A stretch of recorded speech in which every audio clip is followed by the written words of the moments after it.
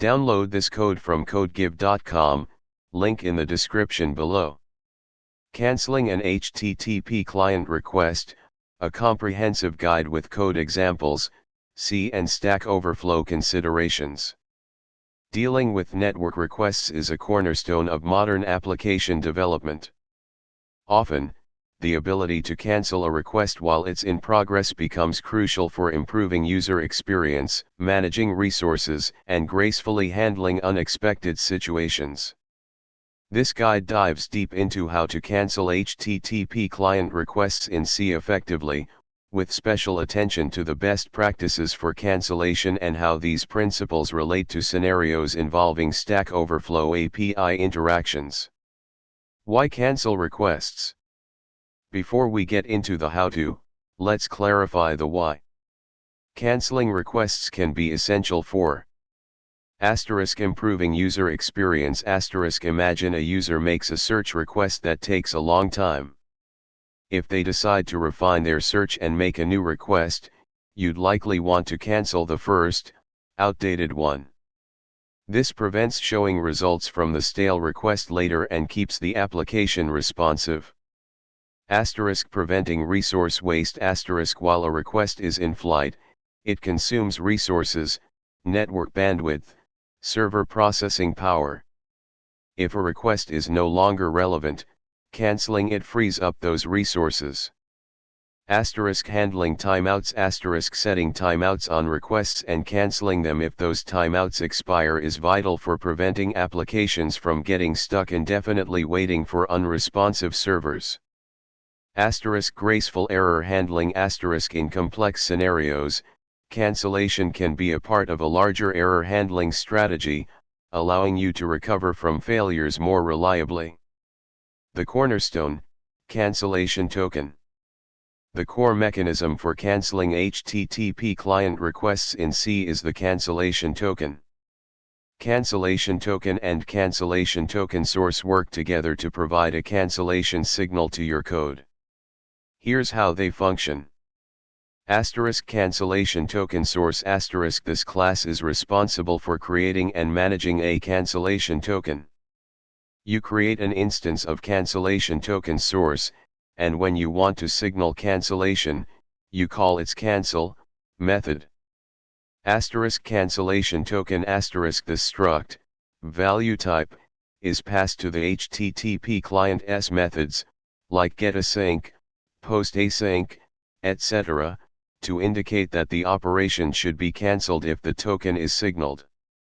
It's obtained via the token property of the cancellation token source. Basic cancellation example. Let's start with a fundamental example. Explanation. One cancellation token source CTS equals new cancellation token source, creates the source of the cancellation token. 2 cancellation token equals CTS token, retrieves the cancellation token from the source. This token will be passed to the HTTP client methods. 3 using HTTP client equals new HTTP client, creates and disposes the HTTP client. Using to ensure proper resource management. 4 task HTTP response message request task equals client.getAsync, https://www.example.com, token, makes the asynchronous GET request to the specified URL, passing the cancellation token. The getAsync method returns a task HTTP response message.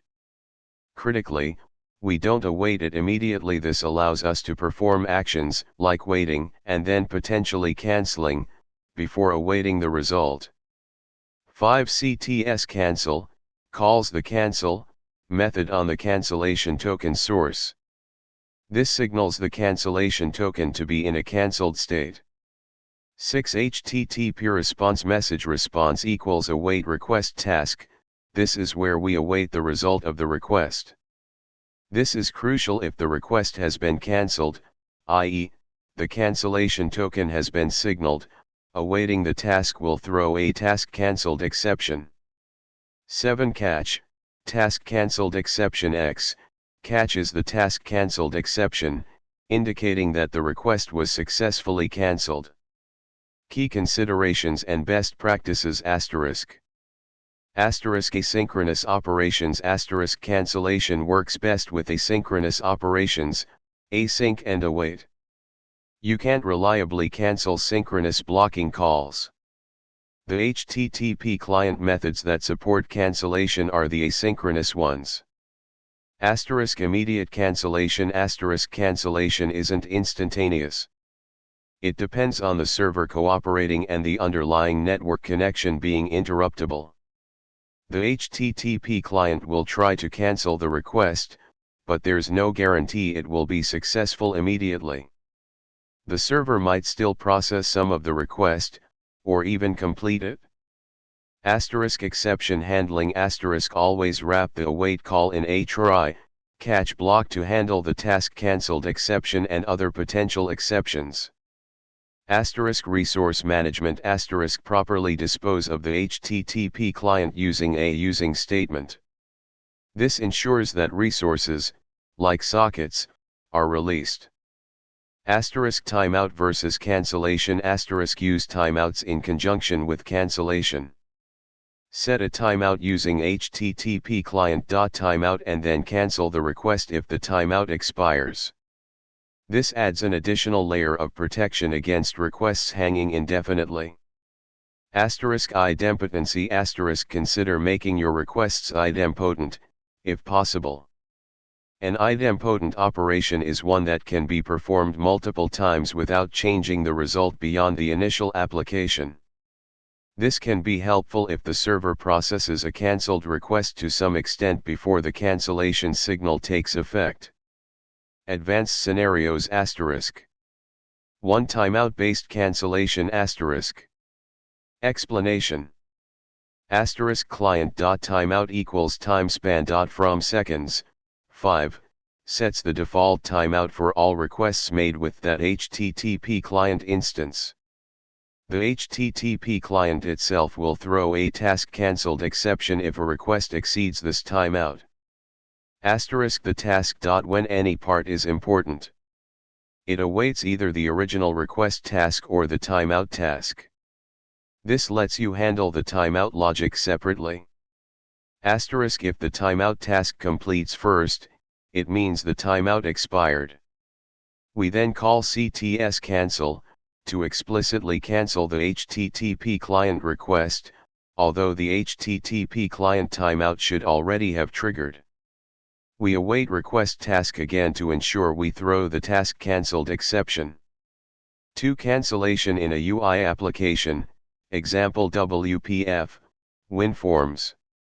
In UI applications, you often want to cancel a request when the user clicks a cancel button. Explanation. *_CTS is a member variable that holds the cancellation token source. The cancel button click handler calls _CTS.cancel. The make request async method creates the cancellation token source, makes the request with the token, and handles potential task cancelled exception. The finally block ensures that the cancellation token source is disposed of properly, even if an exception occurs. This is very important to prevent resource leaks. We set _CTS equals null, in the finally block. This is important to prevent double cancellation if the user clicks the cancel button multiple times. Stack Overflow API example and considerations.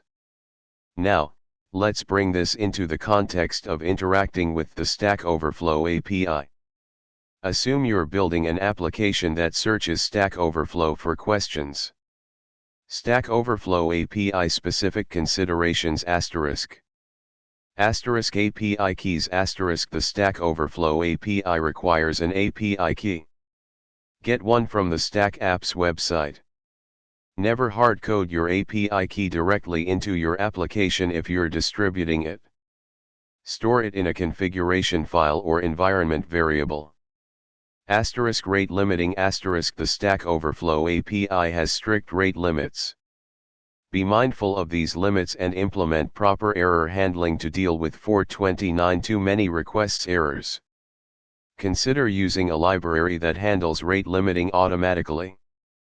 Cancellation can help by preventing you from sending unnecessary requests, but it won't eliminate the need for proper rate limit handling. *API filters *use API filters, filter equals, to reduce the amount of data you retrieve. In the example, 6VVPQ0F3H0.5*Z is a filter that returns a relatively small amount of data, question ID, title, link. See the Stack Overflow API documentation for more on filters. *Error handling *The Stack Overflow API can return various error codes. Handle them gracefully. Response.ensure success status code will throw an exception if the status code is not in the 200 to 299 range. Catch and handle those exceptions. *Cancellation and rate limits *If you're canceling a request, it still counts against your rate limit in some cases, especially if the server has started processing the request. Don't assume that cancellation completely eliminates the impact on rate limiting. *User interface responsiveness When working with a UI, use async and await to avoid blocking the UI thread. Show a loading indicator to inform the user that a search is in progress. The cancellation token allows you to stop the search if the user gets impatient. Key takeaways *. Cancellation token is the standard mechanism for canceling HTTP client requests in C. * Use cancellation token source to create and manage the cancellation token. * Pass the cancellation token to the HTTP client's getAsync, postAsync, etc. methods. * Await the task returned by getAsync, etc. in a try, catch block to handle task cancelled exception. * Using to properly dispose of the HTTP client and cancellation token source. * Combine cancellation with timeouts for more robust error handling. * When working with the Stack Overflow API, be aware of API keys, rate limits, API filters, and proper error handling. * In UI applications, use asynchronous operations to avoid blocking the UI thread. By mastering these techniques, you can build more responsive, robust, and user-friendly applications that gracefully handle network requests and cancellation scenarios. Remember to tailor your approach to the specific requirements of your application and the API you're interacting with.